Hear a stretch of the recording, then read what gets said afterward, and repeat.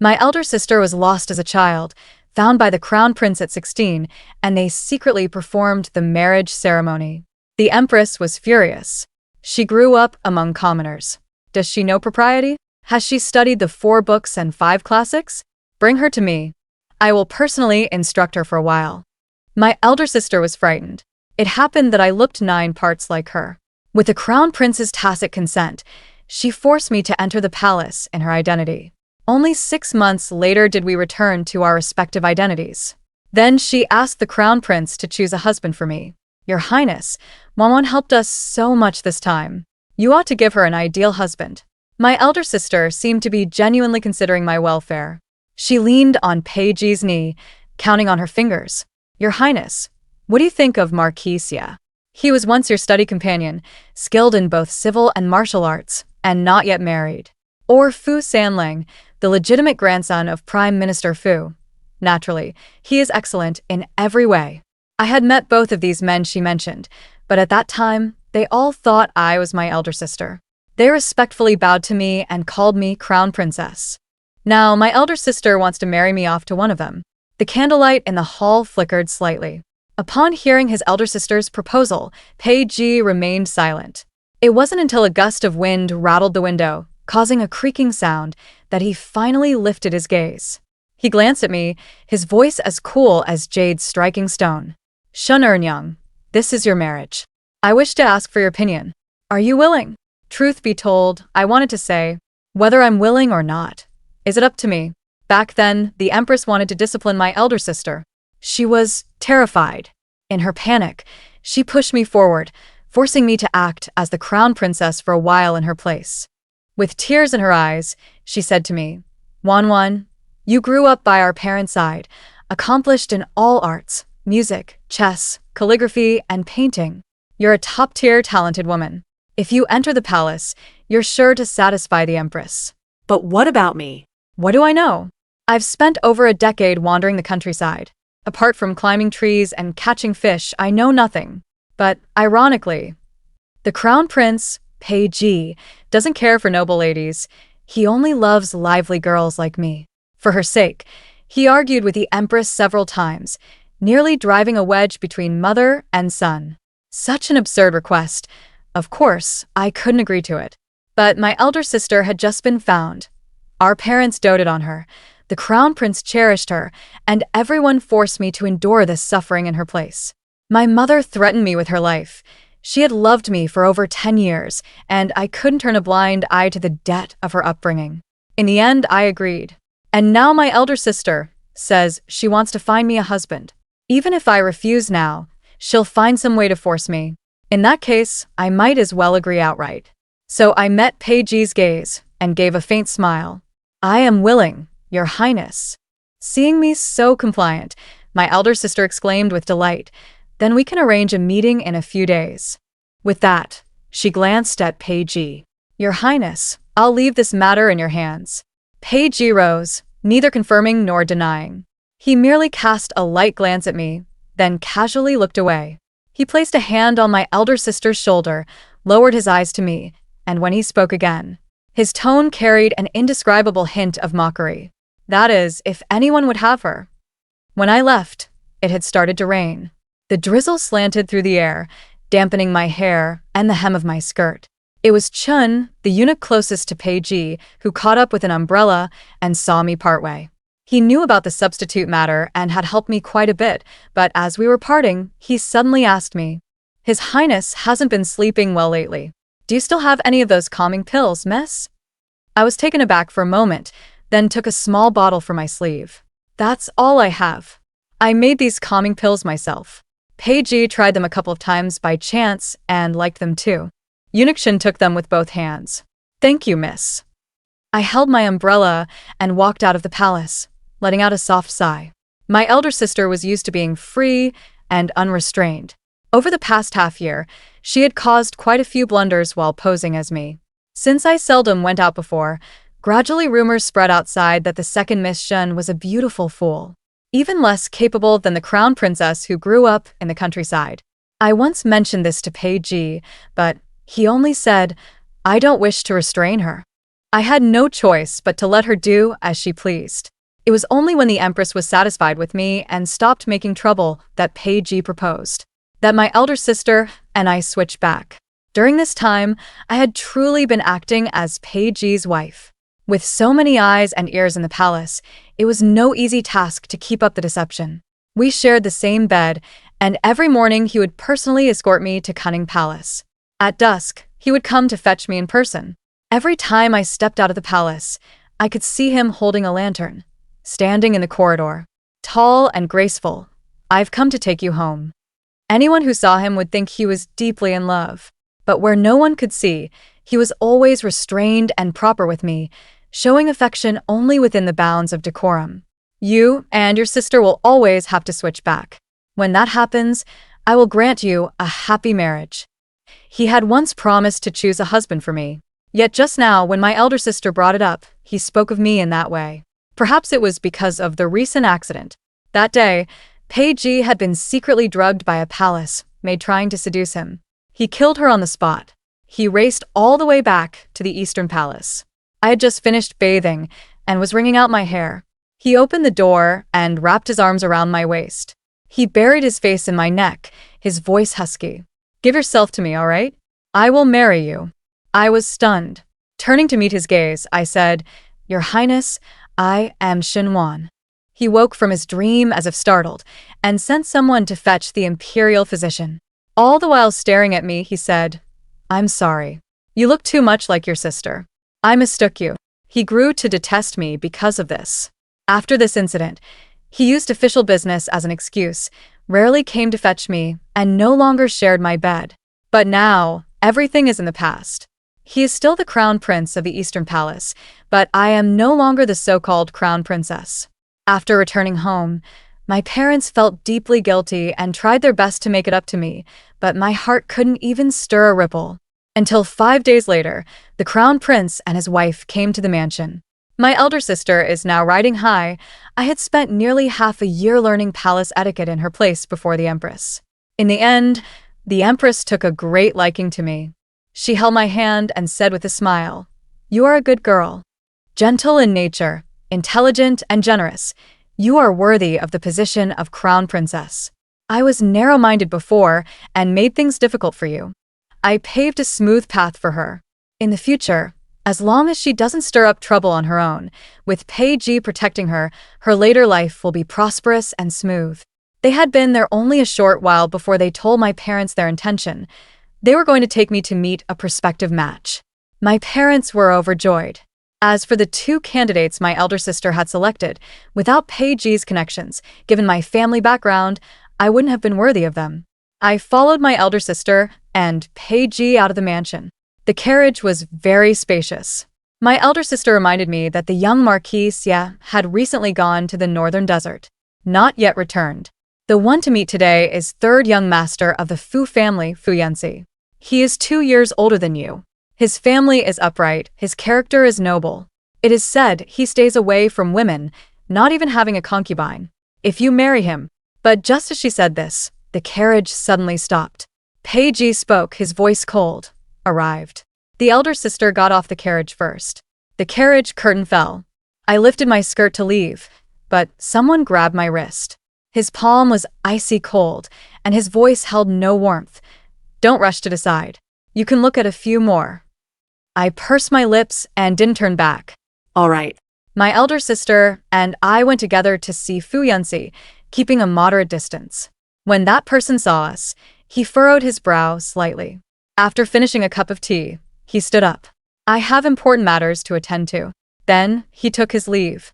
Throughout the whole process, except for that first glance, he did not look at me again.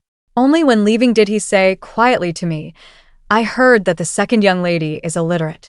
This is not the wife Xie desires. Moreover, you look far too much like your elder sister." 3rd young Master Fu is renowned for his talent throughout the world. In the future, he will become a high-ranking official. He cannot marry such a principal wife.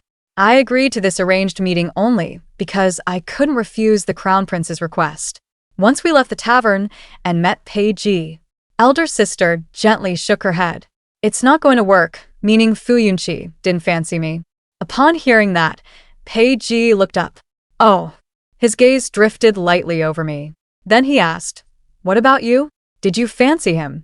I pursed my lips and said nothing. Elder sister glared at Peiji reproachfully. "He's not interested, so what's the use even if Wanwan liked him?" Peiji withdrew his gaze. It was my oversight. But somehow, the news got out. So when I went to a banquet with my mother, I couldn't escape the mockery. "This is Shunwan. Her sister grew up in the countryside, yet managed to marry into the royal family, won the crown prince's heart and the empress's favor. But she can't even get married.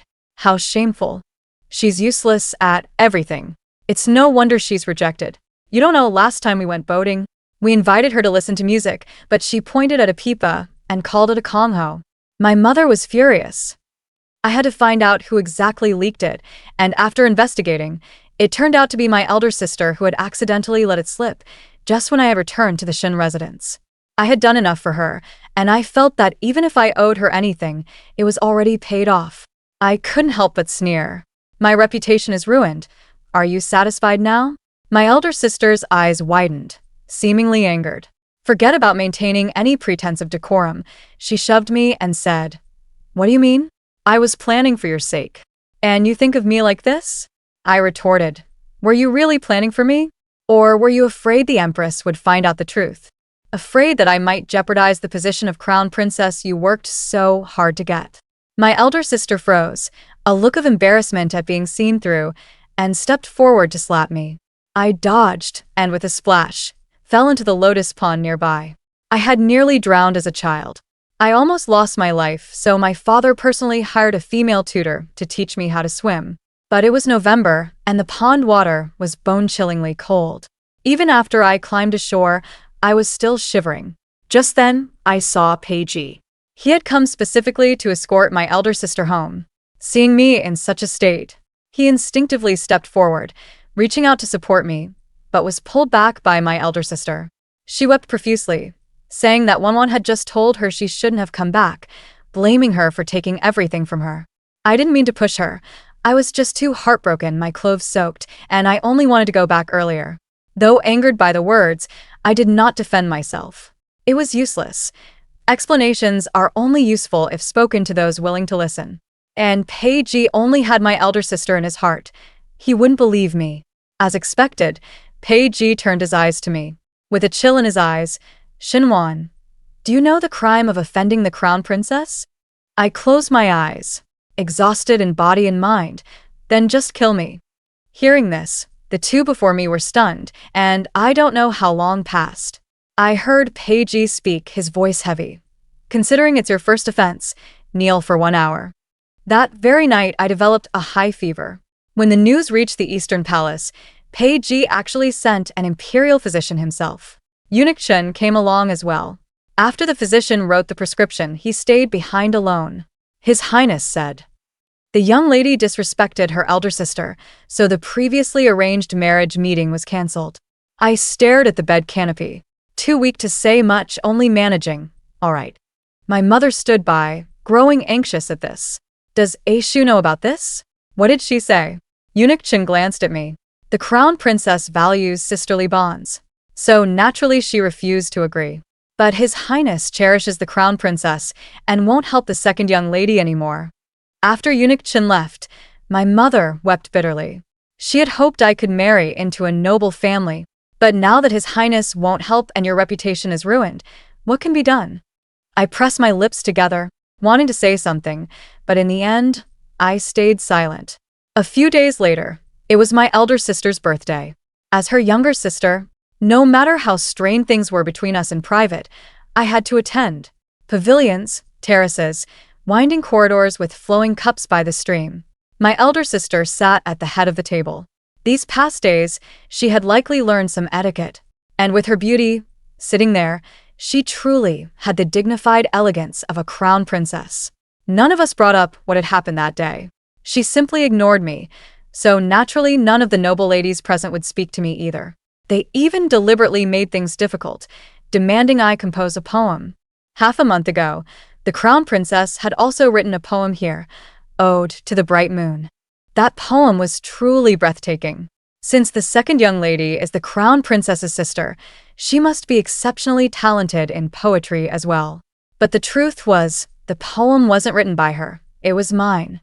Upon hearing this, my elder sister's face momentarily showed discomfort.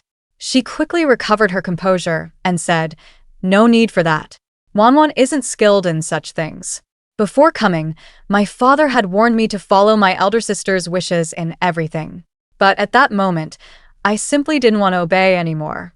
I stood up and said, "I can do it." Then, in front of everyone, I composed a poem, every word and line surpassing the previous, Ode to the Bright Moon. For a moment, the entire hall fell silent. Even Peiji merely furrowed his brows, saying nothing. It was then that someone suddenly spoke up. "Miss Chu, your talent is remarkable. It seems the rumors were untrue." I looked over and saw Fu Yunxi, who had rejected me just a few days ago, sitting upright across from me. In brocade robes and jade belt, the gentleman was as pure as jade. When our eyes met, his gaze brightened slightly, and he gave me a gentle nod. While I was at a loss, a sound of shattered ceramics came from the head seat. It was Crown Prince Peiji, who had accidentally knocked over his teacup. He lifted his eyes, his voice as usual. I was momentarily distracted. "Please continue." Not long after, Peiji received a confidential letter and left the feast early. I sat in my place, only hoping this birthday banquet would end soon.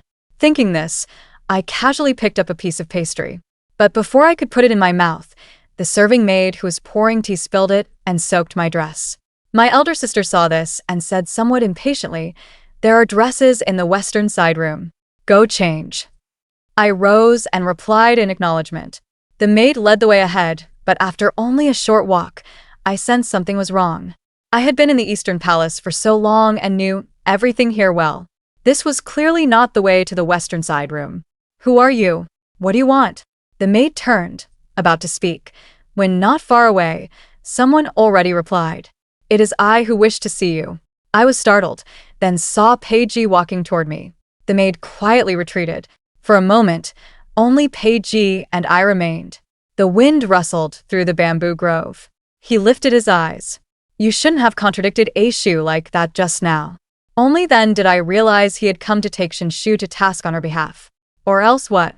Admit to being a useless fool. I retorted. He looked at me, his gaze falling on my damp clothing, then quickly averted his eyes. His voice was mocking. "What? Do you want a good reputation so badly, just to marry a fine husband?" I turned away. "That is none of your highness's concern." He stepped closer, sizing me up inch by inch. "You are her sister, so it concerns me." I stepped back, putting distance between us. "Then I won't marry. Never in this life. Is your highness satisfied?" I said this, merely to silence him and annoy him. But who would have thought, as my words fell, he let out a soft laugh. "No need for that. I have business in Yangzhou." "Your marriage, I will arrange it properly when I return," he said. "You may start embroidering your wedding dress." I found this person utterly baffling, but I couldn't be bothered to say more, so I casually replied, "Yes." The next day, Peiji left the capital. After he left, my elder sister also quieted down and rarely went out. I felt much more at ease for a while. That day, I went to a tea shop. When I came out, a figure stood imposingly outside the door, about to go in and arrest a fugitive. I heard the voices of onlooking citizens. "Isn't that the young Marquis, yeah? He just returned from the northern desert with a victory today, and now he's been ordered to catch thieves." How imposing. The young Marquis Xie gained fame at a young age with outstanding military achievements. Naturally, the emperor entrusts him with important tasks. However, with such good character and family background, he still hasn't been betrothed. I listened in a daze and couldn't help but take another look at Xieshua. He had sword-like eyebrows and starry eyes, strikingly handsome. Compared to the last time I saw him, he seemed much colder and stern. However, at that moment, an arrow shot towards us. In the end, it was Xieshua who pulled me aside, allowing me to escape disaster. But his arm was scratched. He had been keeping a straight face, but the moment he saw me clearly, his body suddenly stiffened. He pursed his lips and asked very softly, "Crown Princess, actually?" When I was impersonating my elder sister, he had helped me once. At that time, I went hunting with Pei Ji. He went to see my elder sister. I was alone and accidentally sprained my ankle. There was no one around. Xiejua held my ankle and applied medicine for me. But now, meeting again, I have changed my identity. I lowered my head and said softly, "You mistook me, young master. I am Shenwan." Xiejua's gaze paused. He said, "Go out and wait for me first." I waited outside for quite a while before Xiejua came out. As Shenwan, this was our first meeting. He clasped his hands and said, "Second young lady, are you not frightened?" I shook my head. He coughed lightly and touched his nose. "Then let me escort you back." I thought he had asked me to wait here because he had something to tell me. I hadn't expected it was to escort me back. In my memory, he wasn't this warm-hearted, but after all, he meant well. No one knew if that thief had any accomplices left. When we reached the Shen residence, I thanked him and hurriedly pulled out a jar of ointment from my sleeve. Then I pointed at his arm. "This ointment is very effective for wounds. You can try it." He took it. Without refusing, he raised an eyebrow at me. "Thank you, Second Mississippi." I curtsied to him. Then I turned and walked toward the manor, but he suddenly called out to me. "Xia has a question, though I'm not sure if I should ask." I looked back. "If the young master wishes to speak, please do." He smiled, his eyes brimming with amusement. "You haven't been betrothed yet, have you?" I was stunned, a little puzzled, but still answered truthfully. "Not yet." After that day, Xiejua and I ran into each other a few more times. He was at the height of his fame. Every move watched closely. After a few such encounters, even my father caught wind of something. He called me to his study, his face full of joy. "Is that charming Marquis' heir taking a liking to you?" I said, "It's nothing of the sort." He was skeptical. At that time, His Highness said he would arrange a meeting between you and the heir of the Xie family. Now, if he truly has taken a fancy to you, it would actually be a good story. Pei Ji. I haven't thought of that man in a while. Now, suddenly hearing his name, I only felt annoyed. Before he left, he said that upon his return, he would have my marriage arranged. Could it be the person he arranged for me was Xiejua? And all the chance encounters these past few days were also deliberate. Thinking of this, I felt quite displeased. The next day, when I encountered Xiejua again, I deliberately kept my distance. But unexpectedly, he caught up with me. "Why are you avoiding me?" I said, "I'm not." He was very direct. "You dislike me? Are you angry because of those rumors?" "I'm sorry. That wasn't my intention." I looked at him. "You are the Crown Prince's study companion and on very good terms with him." His expression stiffened. "Yes." And so I knew he had approached me probably because Pei Ji had told him to. I turned my back and quickly returned to the mansion. Unexpectedly, my elder sister was also there. She was sitting beside our parents, holding a letter in her hand. Pointing at a few large chests nearby, she said, "These are all sent back by His Highness. He not only thinks of me but also cares about you all. My mother is very relieved that he genuinely likes you. I wonder when His Highness will return." My elder sister pondered for a moment and estimated it would be about 10 more days. I couldn't be bothered to watch this harmonious family scene any longer. I took a detour of about the time it takes to burn a stick of incense back to Hiding Garden. But no sooner had I sat down, a figure appeared at the window. I had seen this person twice before and knew he was one of Pei Ji's shadow guards. He bowed and handed me a letter. "Second Miss, this is from His Highness." After saying that, he vanished before I could speak. I opened the letter. I didn't understand. It was one thing for him to send a letter to my elder sister, but why send one to me? When I unfolded the paper, I saw a familiar handwriting. Every stroke was firm and powerful. During the days when I was substituting for my elder sister, to make others believe that we were deeply in love as husband and wife, he had once embraced me from behind in front of the palace attendants, holding the brush together with me, writing poems and painting. Even now, thinking about it makes me uncomfortable. I found a piece of coral. It was a treasure of the world, to be given to you as a dowry when the time came. I couldn't understand why, so I simply stopped thinking about it and burned the letter. The next day, my elder sister said she wanted to go to the temple to pray for a child. My mother couldn't have been more eager, so she dragged me along. But once we reached the mountain, I got into an argument with my sister. My mother took her side and blamed me as well. You've already gotten more than enough over the years. Can't you just give in to your sister? Hearing this, I no longer felt wronged. I simply packed my things and said I was going down the mountain. From now on, her affairs had nothing to do with me. It was when you came to the capital for your post that you carelessly lost her. I was young then, only 3 years old. I don't owe her anything. After saying that, I went down the mountain alone. But just as I was halfway, it started to rain, making the mountain path slippery. And it grew dark. I hated myself for being impulsive. Normally, I wasn't like this. But just then, a lamp appeared at the end of the mountain path. Soon, that person came before me, gently bent down, and held an umbrella over my head. Standing with the lamp, he sighed softly. Second miss. At that moment, I somehow felt like crying. Even though I had endured so much grievance earlier without crying, Zishu told me that his carriage was parked not far away. There is too much standing water on this road. The carriage cannot come up, so I'll have to trouble the second miss to walk with me for a stretch. I nodded. All right. Walking beside him, I pondered for a moment and asked, "How did you come?" He turned his head to look at me, his eyes burning. Knowing you were here and that it had rained, I was uneasy, so I came to see. I pursed my lips. If it's only because of Pei Ji, you don't have to go this far. He was taken aback. What does he have to do with it? I brought up the matter of my elder sister asking Pei Ji to choose a husband for me. Zishu smiled wryly and shook his head. I didn't know about this. Besides, I was startled. What? He was silent for a moment, then said, "What if I tell you that I have long taken a liking to you? Whether you are second Miss Shen or the crown princess." I climbed onto the carriage. For a long time I couldn't come back to my senses. Just now, Zishu told me that he had seen me long ago. You were only 9 then, young but very composed. You gave me a piece of pastry. So later, he recognized at a glance that the crown princess of the Eastern Palace was actually me in disguise. But this was a crime of deceiving the emperor, so he couldn't expose me. He could only look after me in secret. I took the handkerchief he handed me. I thought carefully about the past.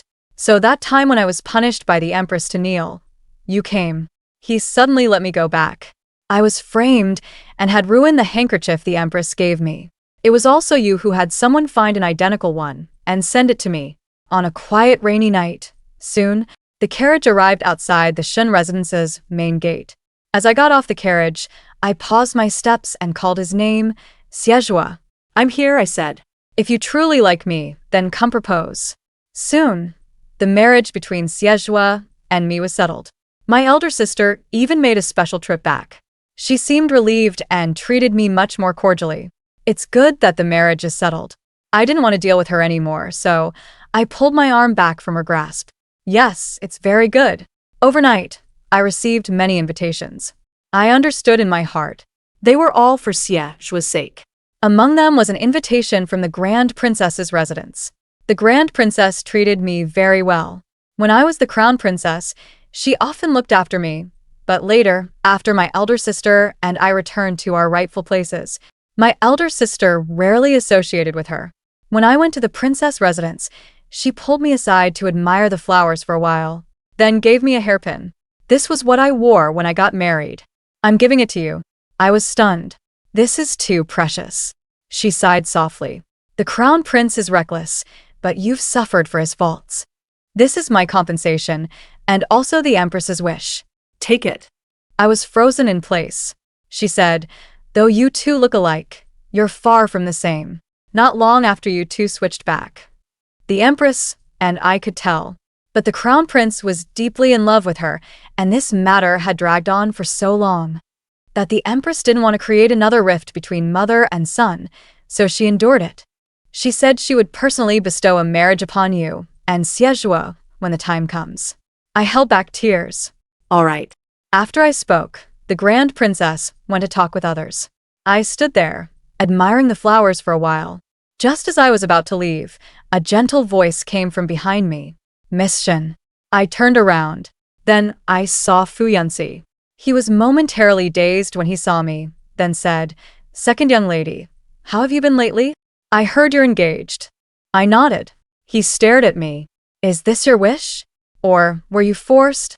I am not close to Fu Yunxi. In fact, because of his rejection, I even suffered gossip. I coldly said, "This seems to have nothing to do with you, young Master Fu." He pursed his lips, but did not get angry. Instead, he spoke patiently. "If you don't like him, I am willing to marry you and make you my lawful wife. In the future, I will never take concubines, only you." I looked up and met his earnest gaze. After a long moment, I said, "No need. I genuinely like him." Just then, Xiejua's voice came from behind. He clicked his tongue.